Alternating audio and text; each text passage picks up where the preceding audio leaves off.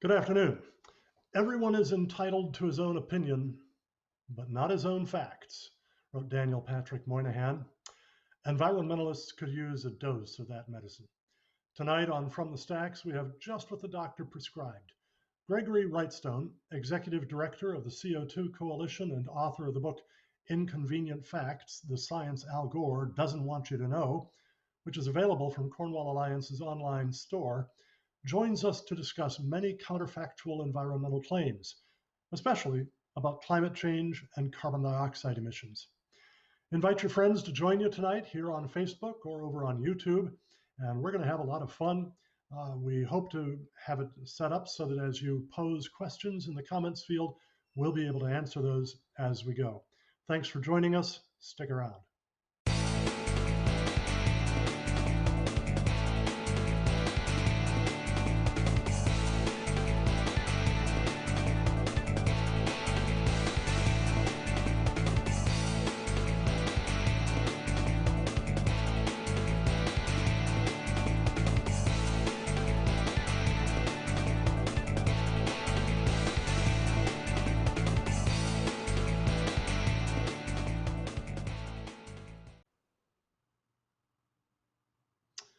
Well, welcome to this evening's edition of From the Facts. I think this is going to be a lot of fun.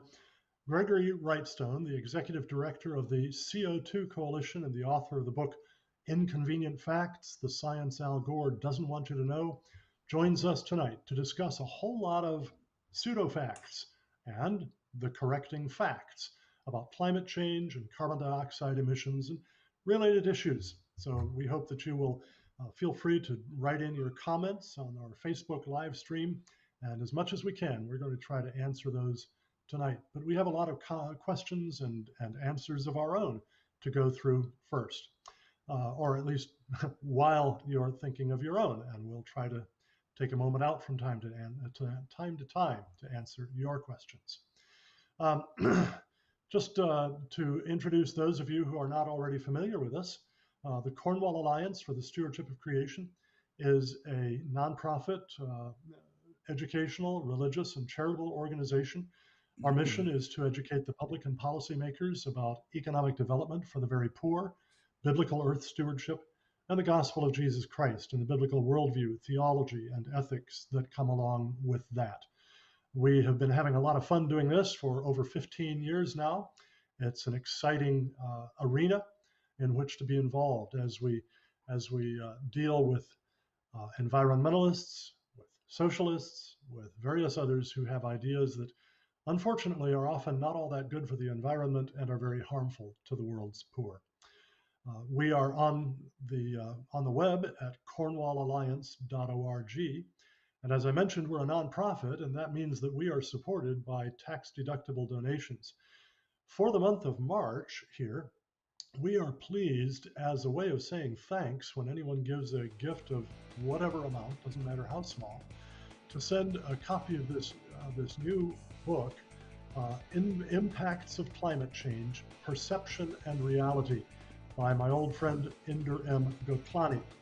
This is a fantastic book showing that the various different claims of disasters, of catastrophes, of existential threat associated with climate change are simply counterfactual, that the real world observations contradict them over and over again with regard to crop yields, the frequency and intensity of severe weather events, deaths from severe weather events, environmental quality, on and on and on.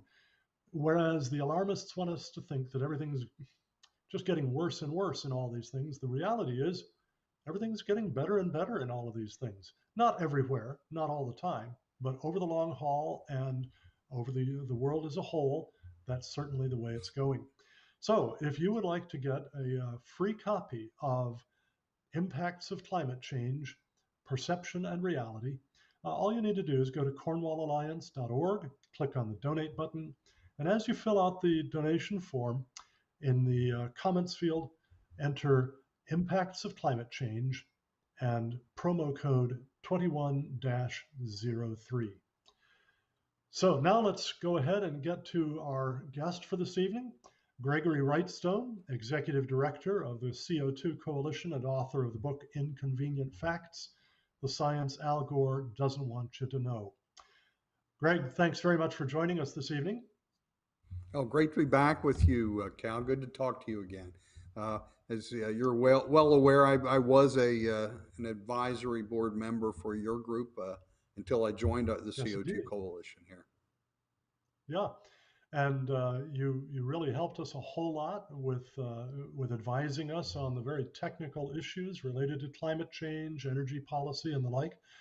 And you also were kind enough to actually donate some copies of your book, Inconvenient Facts: The Science Al Gore Doesn't Want You to Know, so that we were able to offer it in the past as a thank you gift when people gave any amount. And it's still available through our online store at cornwallalliance.org.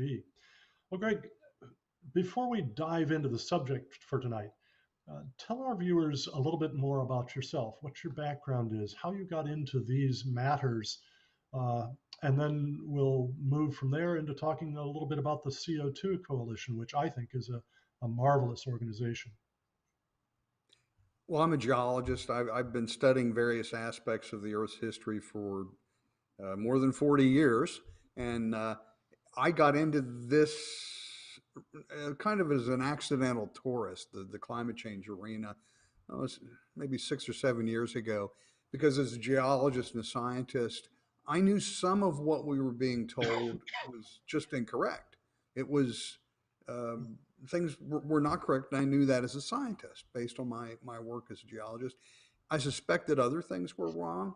So this really took me into a deep dive and an exploration for the truth. It was my personal search for the truth that led me actually to write the book. It turns out it was a runaway bestseller on Amazon. Still, 3 years later, it's still #1 bestseller last week in the public policy category.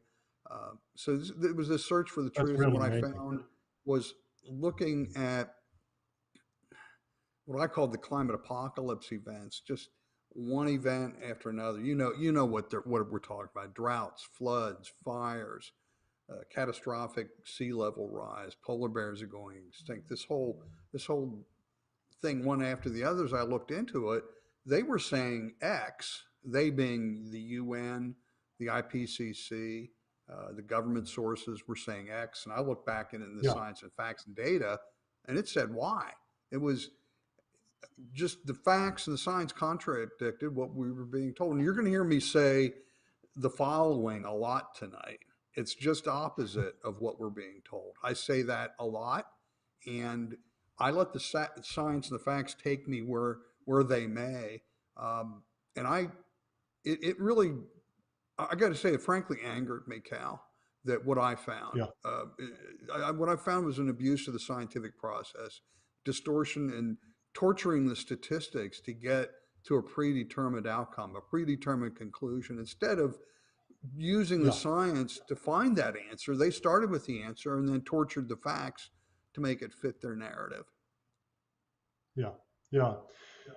Your book is, I think, really amazing. It's one of the most user-friendly things I've ever seen on this subject. You have, I believe it's more than 90 different full color graphs and charts that are well explained in the captions and in the main text of the book, just making it tremendously useful to ordinary non-scientists, but also, frankly, putting the indisputable empirical evidence in front of the scientists themselves, often the ones who don't really like what they see.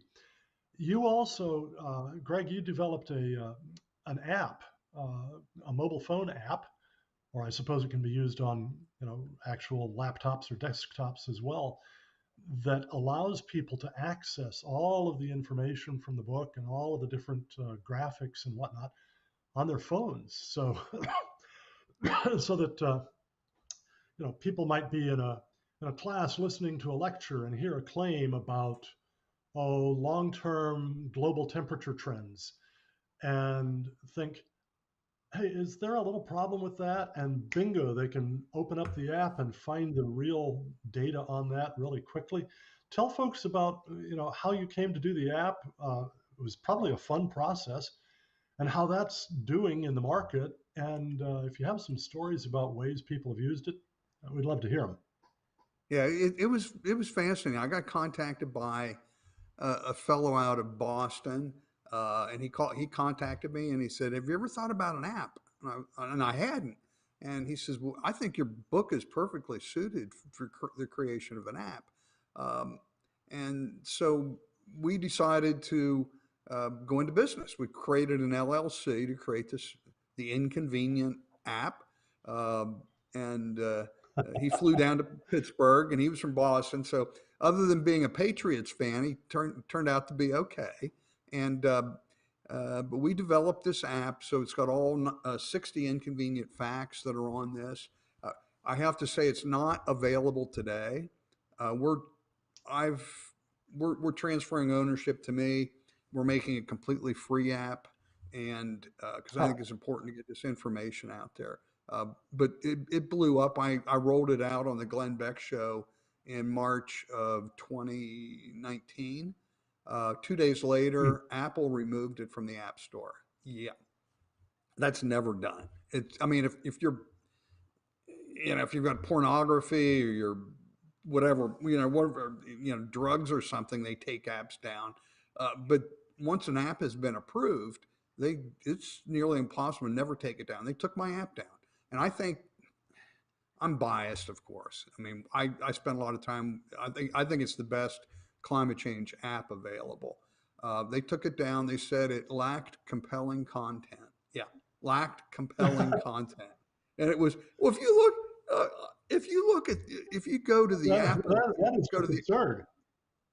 Yeah, and so, well, there were two things: lack compelling content, and they said it could just as well be it could be used as a web-based app because it didn't incorporate any of the unique ability of the iPhone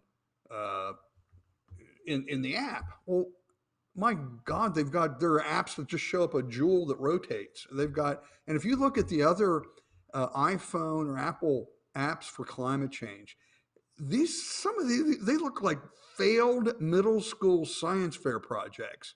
And here I've got this stunning app. When you click on it, there's a detailed chart. You can click on, there's a source, find out what the source is. You can go to I had original videos linked to them, and you could go to, learn more about it. And I contacted my friends at the Heritage Foundation and told them. They wrote at the Daily Signal the next day, they wrote up about Apple weaponizing the App Store.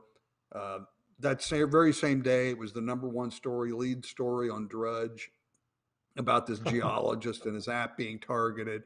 And that night, I was on with Laura Ingraham on Fox News and One American News, and the book sales just exploded. We got up into the top 10 overall bestseller that week, which is just incredible for a self-published book. And it was, so you'll find this funny. I think your viewers will find my app developer says, Greg, he says, I think I can figure out a way to get our app back up on.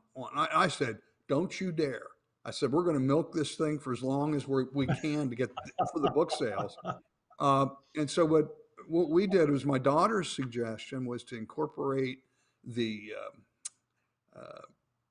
iPhone's camera, and we put my I Heart CO2 banner that I have like on the back, my bumper sticker on the back of my SUV. So at the bottom of the picture, when you take it, it says I Heart CO2, and we submitted it, and that's incorporating the unique abilities of the iPhone, and so we're back up. But we're in the transition process. We should have it back in a week or so. Have both on Android and for Apple. But it's a funny story, and but especially when he says, I'm going to get that back up, and because we were just crushing it with book sales because of this. There are times when it really pays off to be the victim, and I think that was probably one of them. Yeah. Right. Yeah, and we've been, if you look at my book too, my local library refused to stock my book, and which was incredible. That they got an author less than 2 miles from the library that has a #1 best-selling book on Remember, Amazon. It was #1 for straight for almost 2 years in different categories, and they wouldn't stock it. And so then that was another story that was on the Daily Signal. They wrote about local yeah, library bans local author's book. yeah, And I remember that, and it is so ironic because most librarians and the American Library Association, they are all about promising that everybody needs to have access to everything ever published. And I guess except if it had been this. full of pornography, you could have made a case for it that way, and the ALA might have liked you better. Well, Yeah. that's a sad thing. But now you are with the CO2 Coalition. Tell us about the CO2 Coalition and why in the world would anybody run around with a bumper sticker saying "I heart CO2"? I mean, CO2 is pollution, man. Oh, I'm just looking around here. I should have had it here. Uh, well, in fact, I just got a shipment of my I Heart CO2 face masks. Um, that when we're done here, my wife and I are going to walk up to a restaurant with wearing our I Heart CO2 face masks. I've got the same with the t-shirts. But the CO2 Coalition it's a 501c3 nonprofit formed in 2015. Uh, One of the founders was Will Happer, a Princeton atmospheric physicist. We're a group of scientists, engineers, statisticians, geologists, scientists that study uh, professionals, or not engineer, energy experts. That we don't believe that man-made CO2 is driving catastrophic climate change. We tout the many benefits of increasing CO2, and that's one of our main roles. Is to support the idea of the modest warming combined with increasing CO2 is leading, as you said, to an Earth and its ecosystems that are thriving, benefiting, and prospering. And humanity, and this is where the Christian aspect comes into it, Cal, is that humanity and the human condition has been improving because of this modest warming and the increasing CO2. Tremendously. And it's just, again, I'll Yeah. say it again, it's just opposite of what we're being told. So we celebrate the many benefits of CO2 that's greening the earth. There's so many aspects, just by almost every metric you look at, the Earth's Now, ecosystems. you say that you all do not think that human emissions of CO2 are driving catastrophic global warming. So are you guys science deniers? Are you climate change deniers? Are you climate deniers? I mean, what is No, this? no, we Does okay. Well, CO2 have any effect on global temperature sure it in does. your view? Yeah, yes, I believe it does. And here's what I believe, and most we have we have a heretic that doesn't agree with one of these positions. I won't name names, but for the most part, our organization, this is what I believe, is that we are in a warming trend, and that warming trend started. In fact, Jim, if you put up the CET slide, um, this is the Central England temperature record. Yes, we're in a warming trend. The red is temperature as measured. This is the longest thermometer-based temperature slide available. The blue are carbon emissions at the bottom. So our warming trend started more than 300 years ago in the late 17th century, and we've been warming in fits and starts ever since. Uh, but this warming again started long. We really didn't start adding a lot of CO2 to the atmosphere until that post World War II economic boom that had that featured run up in industrial revolution CO2, and that's the middle of the 20th century. So we had 250 years of warming that have been occurring at about the same pace as what it's been warming since we've been adding CO2. Uh, so we admit that the CO2 that's we're adding to the atmosphere. Uh, Before the Industrial Revolution, it was about 280 or so. We're maybe 420 today. So we've added 130, 140 parts per million of CO2 to the atmosphere, and it's what this is so yes, this is again back what we believe. So we're increasing CO2. We believe that the CO2 that's being increased is from man's burning for primarily of fossil fuels and to a lesser extent from cement manufacture. CO2 is a greenhouse gas. We admit that. And this increasing CO2 has a warming effect on the atmosphere. It just does. We just believe it's very modest and overwhelmed by Yeah. the same natural forces that have been driving temperatures since the dawn of time. So this might have a slight warming enhanced on this already natural warming that we saw starting really it was about the year 1695, late 17th century. Yeah. Okay. Now, so on that graph, the most recent period does look the warmest. Is Yeah, that the case over the last couple thousand years or so, or no, have we had warmer no. times in the last few thousand years? Well, you can make a statement and be true. If you say this is the this last month, the last year, the last decade, it's the warmest ever on record.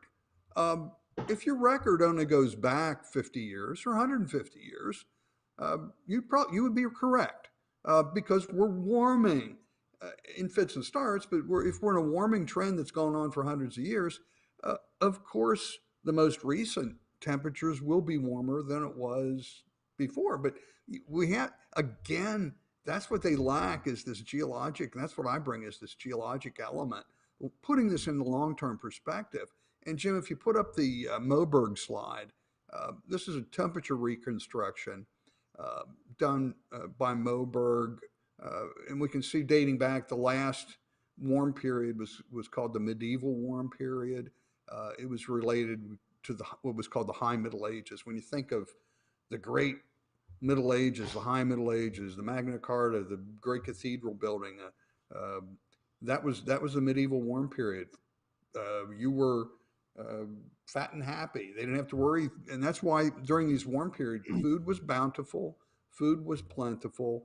People didn't have to worry about how they were going to feed their families next week or next month or next year because they had year after year, hundreds of years of bounty, and then it started getting cold, and Yeah, that's when and we as went into you've the pointed out before, the healthiest times for humanity have been the warmest times. Those have been the times when civilization has really flourished, when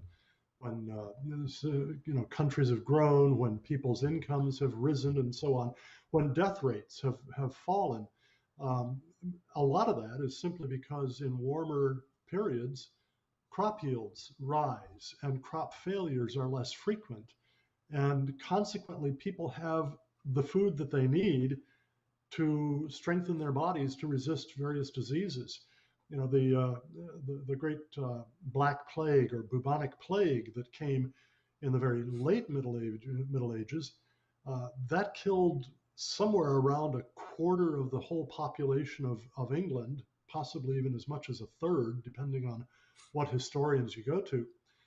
And the primary reason for that is not that the plague itself was so deadly by itself, but that the plague combined with severe malnutrition and undernutrition was very, very deadly.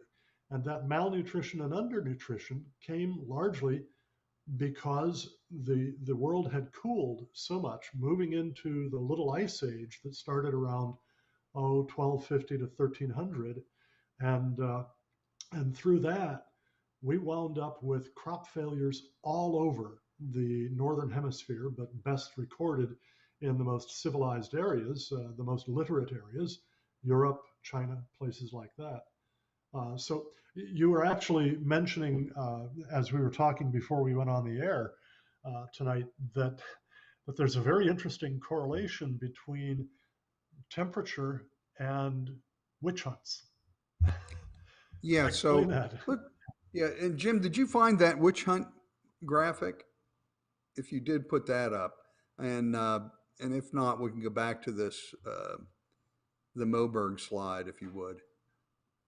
If you don't have the witch, okay. So as it started cooling in the 13th century, um, crops began to fail. In fact, I'm writing this. I'm into my second book, and it's fascinating. It what happened, particularly across Europe, it started raining, and it didn't stop. And it was spring and summer and fall. So the spring, and again, we think about drought influencing crop growth. Uh, a lot of times, what we see through looking through human history, just the opposite is even worse than drought. What they found was it rained and rained and rained uh, almost for years on end. So you can't plant. Couldn't get spring planting in. What they could get planted, they couldn't harvest because it didn't ripen because it just rained. So the crops rotted in the field, and this went on time year after year. So crop failure led to famine, which led to starvation and death. And as they started getting into this period, uh, they blamed it on weather causing witches. And in the 14th century, the Pope actually issued a papal bull that said, yes, there are such things as weather causing witches, and if you find them, you need to kill them, and they did. And I wish I had the slide up. I have a great slide for my next book. I compare witches killed per decade versus the temperature, and the colder it got, the more witches they killed because it, you know, excuse me, they were just blaming it on weather causing witches. Excuse me, Cal. And That's okay. That's not COVID, right? You're not going to infect all of us. no, I've already had COVID. I'm over it. Oh, good for you. And then the witch hunts ended when it started warming up. So if you were Emperor Calvin in a warming period, you'd be pretty safe because you could feed yourself. And I think you'd be a pretty good emperor, by the way. I but don't. yeah, you would. Power Come on. tends to corrupt, and absolute power corrupts Excuse absoluteness. me. Yeah, I don't need that. So yeah, it's not COVID. My wife and I've already had COVID, so we're well over it. So if you were Emperor Cal and you were going into a cold period, you weren't so safe. You couldn't feed your subjects; they'd be discontent, and they'd be coming after you with pitchforks. And that's what we saw: collapse of civilizations. We saw that time and time again, dating back the first great civilizations, going back 5,000-6,000 years ago.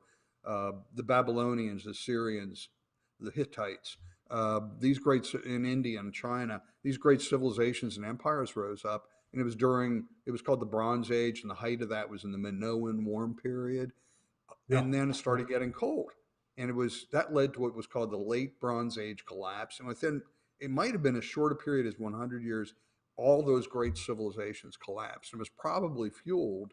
There were a number of reasons, but it was probably fueled by this temperature change, because we see that time and time again. The Roman warm period. There were 3 other warm periods before our current one. There was a reason that the Romans wore togas, Cal. It was really warm, okay, and things were good. We see great empires and civilizations rise up, and then again it started getting cold, and we went into the Dark Ages. It didn't improve until we started warming up again. So this is the story again, isn't it? Just opposite of what we're being told. We're being told, oh my God, we can't let it get 1.5 degrees or 2 degrees warmer, or we're going to have famine and we're all going to die. History tells us just the opposite. History tells us, human history combined with temperature tells us just the opposite. Yeah. Pardon me. Yeah. I've got the same thing, just a sort of a dry, shallow cough. It hits me every year right about this time. But we're going to look at some more of the graphics that you've prepared in your book in a minute.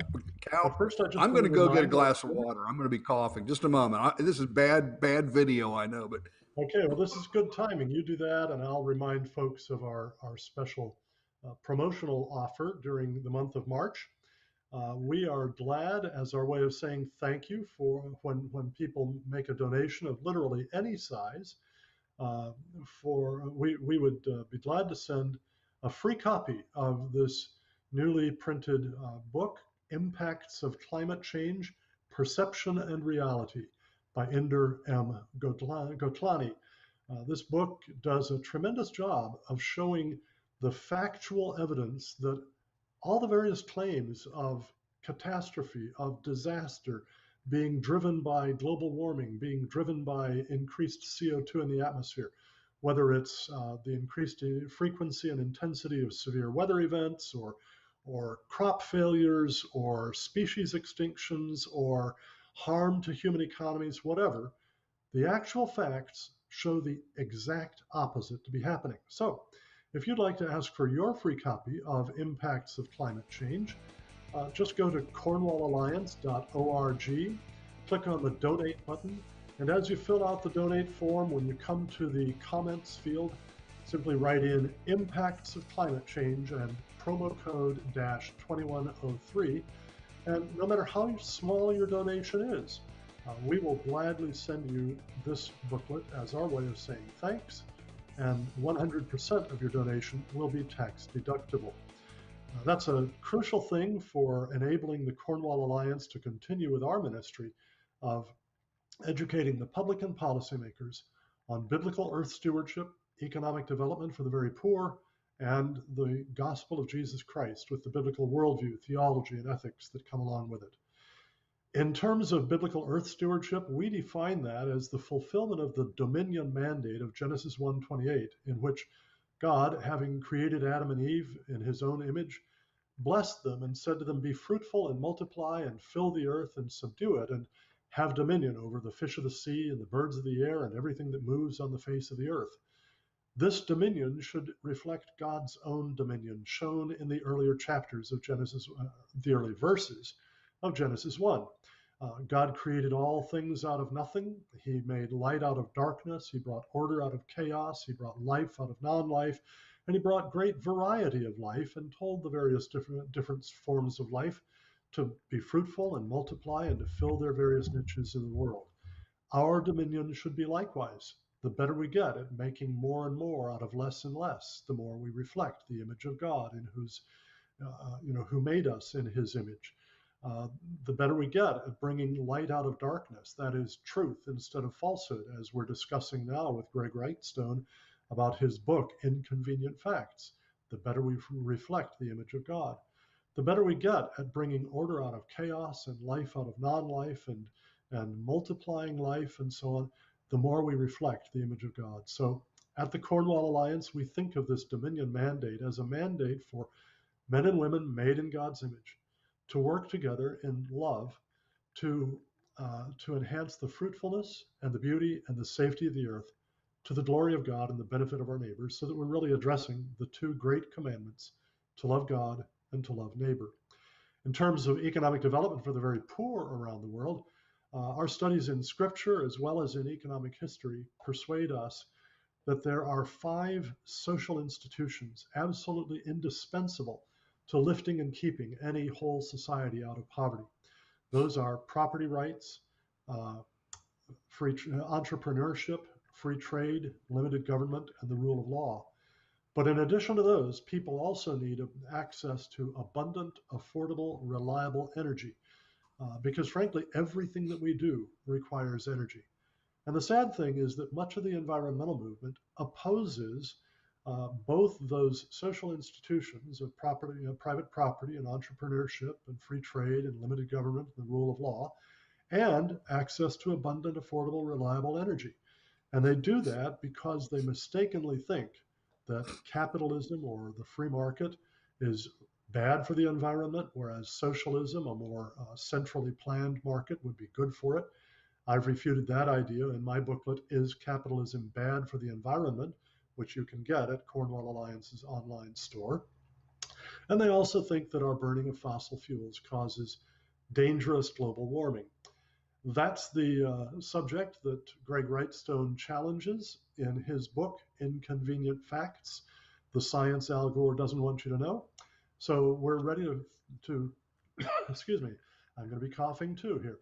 We're ready to continue our discussion with Greg. And Greg, you had a number of different graphics that you sent to us, and let's just walk through some of those together. Maybe before we do that, I've got to mask up.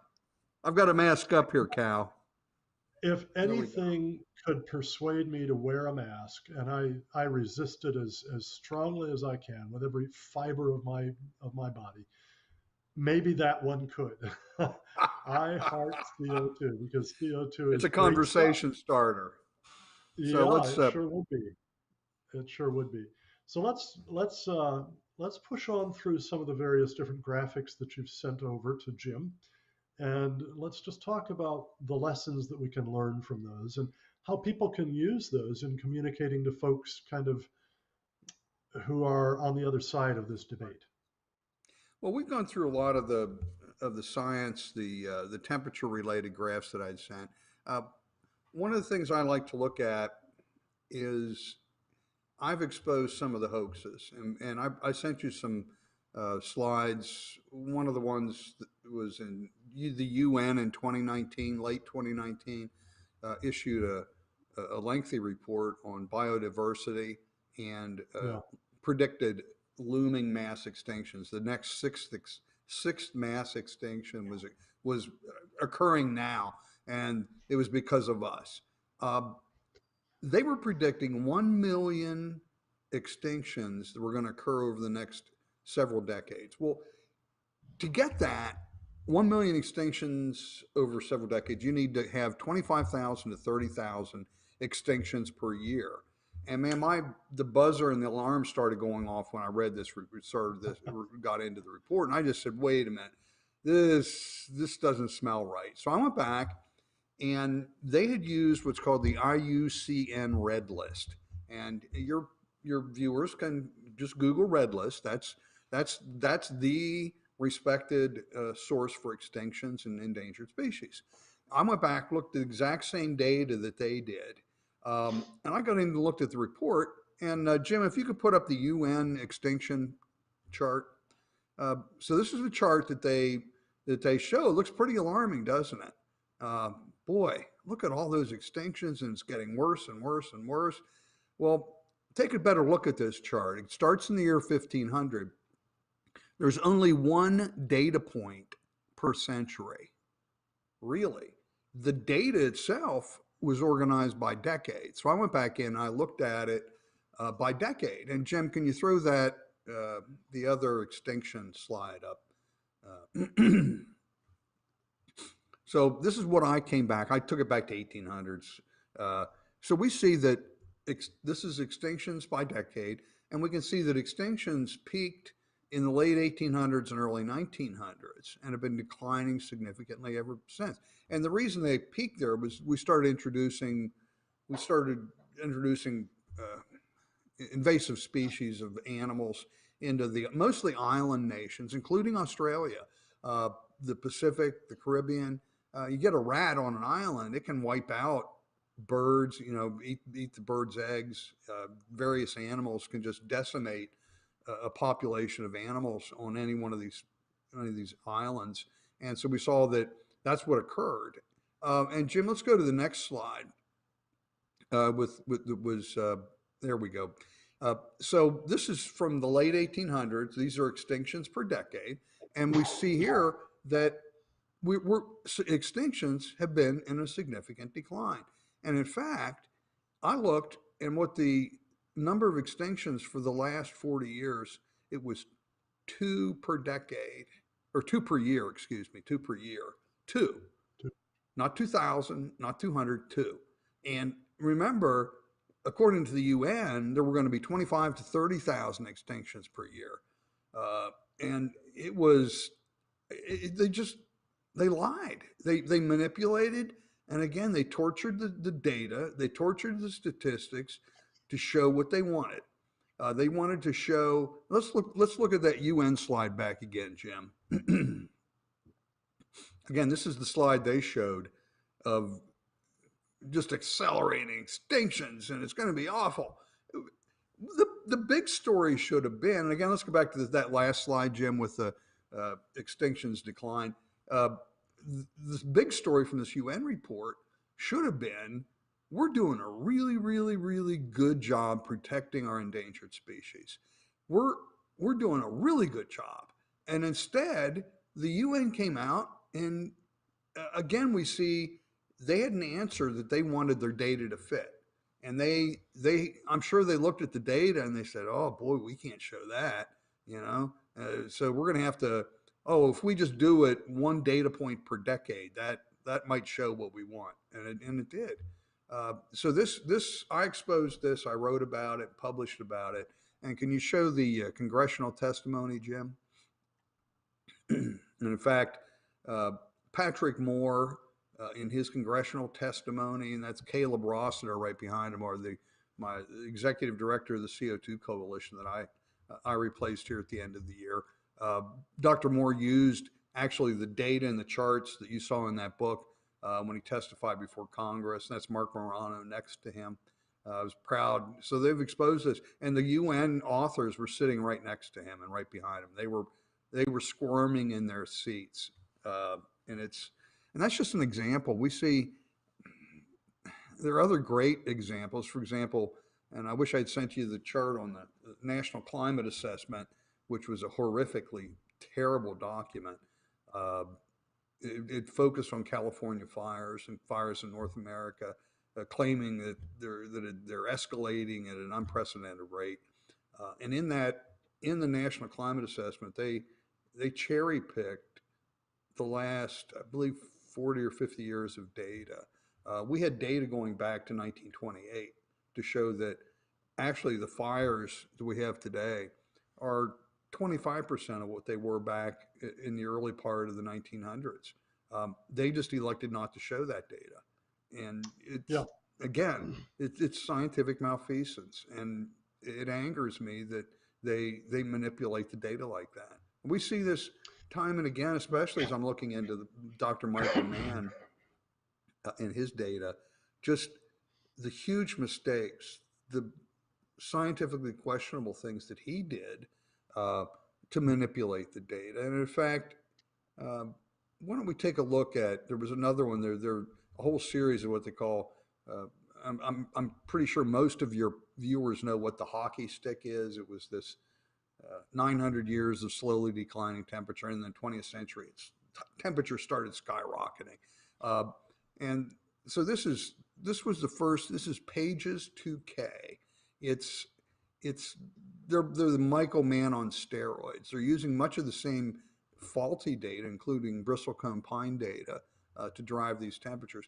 Their initial work that they did in publication, it was trumpeted in Nature, New York Times, all the mainstream media picked up on their claim of unusual and unprecedented warming. It hadn't been this warm in 2,000 years.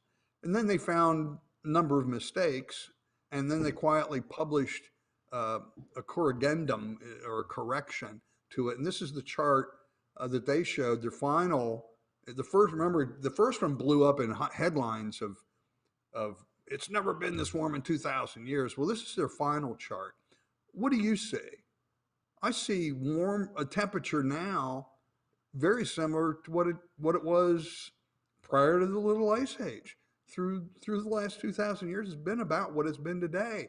The only thing unusual I see in this chart is the very cold in blue of the Little Ice Age. Of course, this wasn't trumpeted on the front page of the New York Times. New York Times didn't say, "Oops, sorry, made a mistake."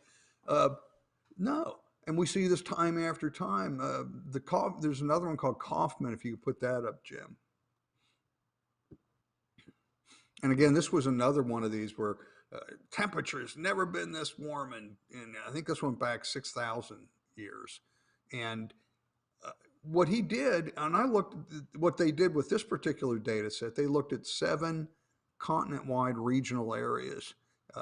And if you look at the other 6, this is the Arctic. The other 6, there was really nothing unusual. We're in a warming trend, but it looked a lot like the previous warming trends, and nothing unusual, except for the Arctic. And the Arctic drove their final graph that claimed this unusual and unprecedented warming. The graph on the right is what was used by this Kaufman, the author of the study.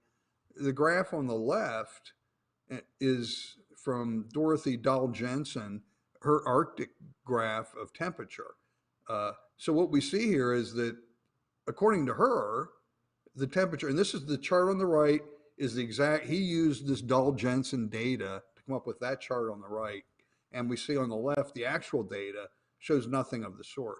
The actual data on the right shows some warming recently, but it was dwarfed by the previous temperatures through what we call the Holocene warming. And this is just another example of just, again, just data manipulation. It just, again, it just angers me that they Yeah. do this. And he got caught. And he had to, again, issue a corrigendum that no one hears about. Yeah. Jim, Greg, rather, we have a question from Virginia Knudsen in our audience. She says, how do solar cycles factor toward increased global temperatures? What does the sun have to do with this? I mean, is the sun irrelevant to global temperatures, or might the source of like 99.999% of all the energy that ever gets used on the Earth have something to do with it? Well, we know that the solar irradiance drives some of these big changes. They're called the Milankovitch cycles. It's the wobble of the Earth's eccentricity of the orbit. We know those things are driven by that, and there's a debate. I think what we have to look at, though, what's driving those temperatures going up and down over the last 10,000 years. If we look back to the end of the last ice age, 10 or 11,000 years ago, we had 9 other warming trends that were there that we can identify based on proxy data, Greenland and Antarctica. And what drove those? It probably and very likely could be solar changes. We know that the Little Ice Age, the worst of the Little Ice Age of the cold, occurred during the Maunder minimum, a very low era of low radiation from the sun. Yeah. And Yeah, and in fact, I know that there are theories that it's not only solar irradiation that is relevant to this, but also solar magnetic wind and its function in regulating the influx of galactic cosmic rays, which in turn ionize certain molecules in the atmosphere so that they become cloud nuclei, where water vapor can condense and form clouds, and clouds are probably the if there is a control knob for global temperature, it's probably clouds. And so if solar magnetic wind, which varies right along with solar irradiance, and then regulates cosmic rays, which determine cloud formation to a significant extent, that would indicate that solar influence on global temperature is considerably bigger than what it would be just from the actual energy, the solar irradiance coming from the sun. yeah, if you're going to ask me what causes these temperature rise and fall over the last 10,000 years, I'm going to tell you I don't know for sure. And I'm okay to admit that I don't know something. Yeah, I can tell you what it's yeah. not. It's not CO2. And Well, we know that that's because pretty, the CO2 wasn't rising rapidly over that period. The CO2 was fairly stable over the last 10,000 years, while temperature went up and down and up and down and up and down. well, actually, CO2 rose steadily, not greatly, but it rose steadily over the last 8,000 years. All the same time, we had temperatures slowly declining. So actually, as CO2, now again, it only rose, I think, 20 or 25 parts per million over those 6,000 Yeah, or 8,000 years. But the temperature declined from what was called the Holocene maximum yeah, down through absolutely. time. It's going up and down, but slowly declining. We also now know that the ice ages weren't driven by CO2. In fact, the temperature changed first and then CO2 changed. So temperature was driving CO2, not the other way around. And because your listeners, I'm very are intelligent people, and they know this, that the warming ocean expels CO2 and a Yeah, cooling ocean absorbs it. It's just it's a little counterintuitive because you've probably got some people that go, wait a minute, I can dissolve a lot more salt in hot water. But that's true, but it's different for CO2. If you can imagine taking a liter jar of ginger ale and pulling it out of your fridge and open it up and it just goes, but put that liter jar of ginger ale on your patio picnic table in August in the sun and open it up and it'll just explode. And that's that CO2 escaping almost like a volcano out of that jar. Yeah, yeah. Okay. And I tell you, let's Uh, just take, if we're looking through temperature through time, one of the other claims that's made is that not only is our temperatures today unusual and unprecedented in terms of the temperature, but also the rate of warming. And Jim, I have one on a rate of warming there that you could put up. And I took a look at the uh, 9 previous warming trends dating back to the end of the last ice age to find that 5 of the 9 had higher rates of warming than what we've seen from our current warming trends. So not only were they wrong about unusual and unprecedented warming and the temperature, but they're also wrong about unusual and unprecedented rate of warming. Let me emphasize what you just said there, Greg, because I think this is really crucial in terms of the public discussion about this. Let's go ahead and put that same graphic back up again. I think this is very, very important. You know, as people like Greg or the folks at the Cornwall Alliance and various other organizations point out that, in fact, we have had similar or warmer temperatures in the past during the medieval warm period, the Roman warm period, the Minoan warm period, certainly the Holocene climate optimum. People will say, yes, but we've never had warming this fast. That's proof positive that it's coming from specifically human activity, not largely natural activity. And the ecosystems of the world can't adapt to warming that happens that fast. It's the rate of the warming, the unprecedented rapid warming that is really the big problem. And that's why we have to reduce our CO2 emissions by reducing our use of fossil fuels and our making of concrete and our growing of bovine livestock and so on. The truth is that the rate of warming itself is not unprecedented.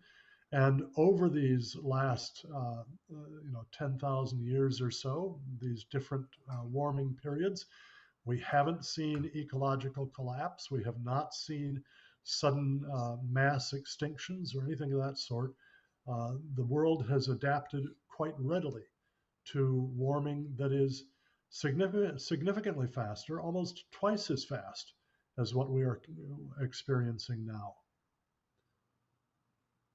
Yeah, we can look at this many different ways to show just how wrong they are.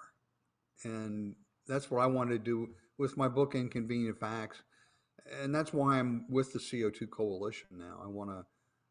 I look at the CO2 Coalition as really being the tip of the spear when it comes to the science. We've been very good with science. Uh, Frankly, I think we admit that we've not been that good in terms of communications and outreach. And we aim to change that, making some modifications. But we're not going to stop doing the science. We're not going to change there. But we want to reach out and get this information, like we just looked tonight, out to a bigger general population. Yeah, great. Well, I think CO2 Coalition is doing outstanding work, and I certainly hope that your appearance here tonight will help with your communications. That was one of my aims in all of this. We have a follow-up question from Virginia Knudsen. She asks, would volcanic activity add to this global temperature fluctuation? Can you say a bit about that? Maybe distinguish between short-term and long-term. Yeah, there's a lot of bad information out there about volcanoes that's been promoted that uh, oh, Mount Pinatubo or one name the volcano. There was more CO2 emitted in that one eruption than all of man's history. That's just not true.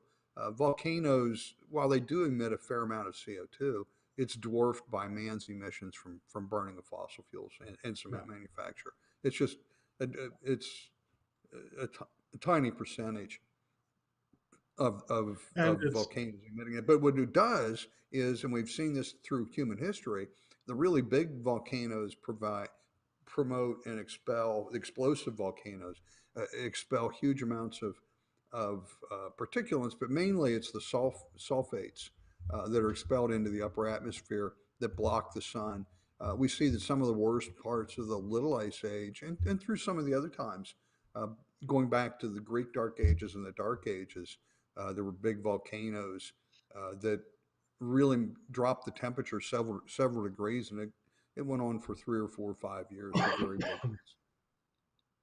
Yeah, And right. so it can have an effect, but it's mainly negative. It's mainly drives temperatures downward.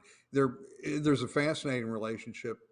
If you want to go to plate climatology, uh, James Camus came up with this idea of, and then I've married this with another gentleman with another philosophy. There were times in Earth's history where there are two kinds of volcanoes: effusive volcanoes and explosive. Effusive means that it just floods. They go out. Just imagine Kilauea, just flowing Yeah. out. There were huge events like this, and Russia was covered uh, with these. Sometimes it put out a lot of CO2, but that's Yeah. not occurred for many millions of years. Right. We do have a couple of other comments from viewers. This is a third one from Virginia Knudsen. She asks, or she points out, or urban heat island effect. That is, cement cities, not even so much cement as asphalt and dark buildings and so on.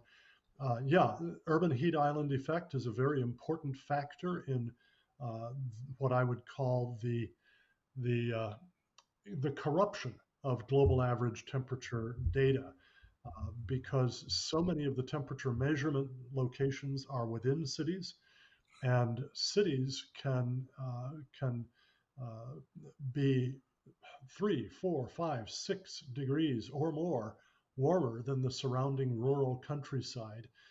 But since so many of the measuring stations are in cities, that means that we get this this uh, uh, bias toward warming in the data when in fact it's not so much global. So we'll we'll leave that one right there. Guy Takamatsu says, for whatever it's worth, Lawrence Principe in his CD lecture series History of Science from Antiquity to the 1700s mentions in passing that the Norse sagas mention that walls of ice suddenly appeared in the 1200s, making travel impossible.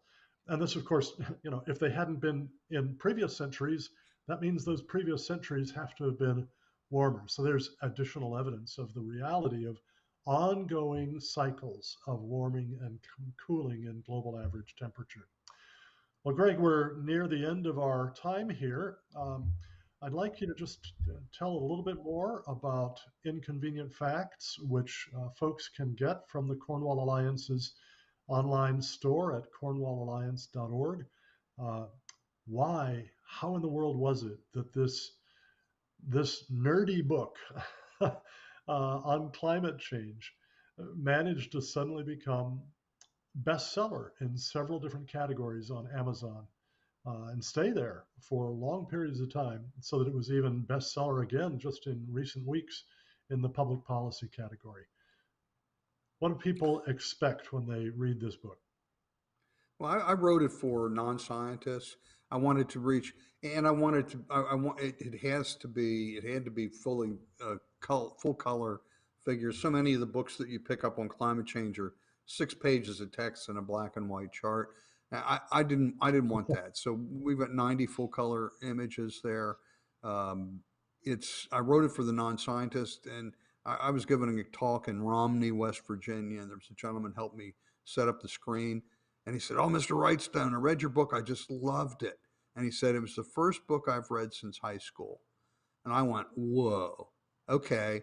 At that point, I knew I had succeeded. And the book, and you'll agree with me, the book's not, I didn't dumb the book down, but I made it Absolutely not. readable and approachable and then a lot of the credit goes for to my editor, Gordon Tom. And I also, uh, Christopher Monkton also helped me with editing, but he's pretty Yeah. wordy at times.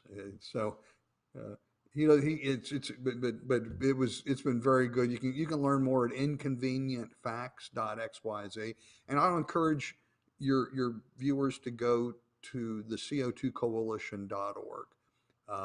We, Yeah. like you, are a 501c3 organization. Yes, we accept donations. There's a lot I want to do going forward. We want to expand, and we got big plans. Yeah. Great. Well, thank you very much, Greg, for joining us again tonight. And we look forward to having you on the program again sometime in the future. Friends, again, during the month of March, as our way of saying thank you, when you make a totally 100% tax deductible donation, no matter what size, and request it, we would love to send you, as our way of saying thanks, a copy of the new book, Impacts of Climate Change, Perception and Reality by Inder Gotlani. This book brilliantly compares actual real-world observational facts with the claims of climate alarmists about disasters, tragedies, and catastrophes driven by man-made global warming. And it finds that the predictions, the claims are just simply false over and over and over again. This is the kind of thing, it's a reasonably short thing. This is the kind of thing that you could readily read yourself and then start sharing with friends. It would be wonderful to put a copy of this in the hands of a social studies teacher, a science teacher at a local public school. These people need to see another side in this whole discussion. Well, again, I thank you so much for joining us this evening, and look forward to seeing you next week for another issue of From the Facts.